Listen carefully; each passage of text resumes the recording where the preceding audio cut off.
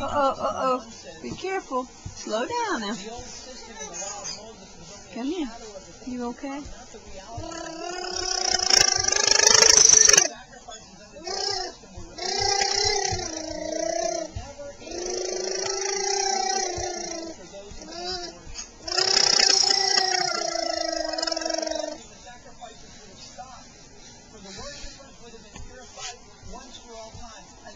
Of guilt would have disappeared. But just the opposite happened, Hebrews 10 and 3. Those yearly sacrifices reminded them of their sins year after year. Please, your attention.